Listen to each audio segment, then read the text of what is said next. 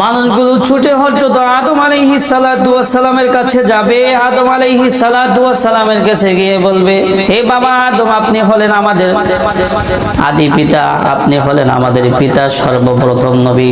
আল্লাহ পাক রব্বুল আলামিন আপনাকে নিজ কুদরতি হাতে বানাইছেন। আপনাকে আল্লাহ পাক রব্বুল আলামিন জান্নাতে থাকার সুযোগ করে দিয়েছেন। আল্লাহ পাক রব্বুল আলামিন আপনাকে সকল বস্তুর নাম শিক্ষা দিয়েছেন। আজকে আপনি আমাদের জন্য সুপারিশ করুন, আল্লাহ পাক যেন বিচারের নিয়ম চালু করেন। আজকে আপনি সুপারিশ করুন।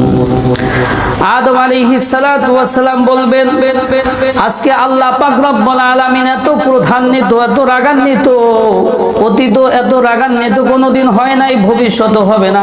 আজকে আল্লাহ পাক এত রাগান্বিত, আমি আল্লাহ পাকের কাছে সুপারিশ করতে পারবো না। তাছাড়া আমি একটি ভুল করে ফেলেছি, ভুল করে আমি গন্ধম ফল খেয়ে ফেলেছিলাম।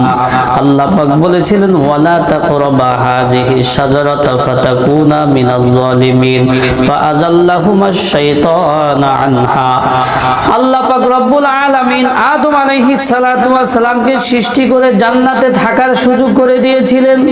বলেছিলেন ওই গাছের ধারের কাছেও যাবা না, ফল খাবা না, কিন্তু শয়তানের ধোঁকায় আমরা ওই ফল খেয়ে ফেলেছিলাম।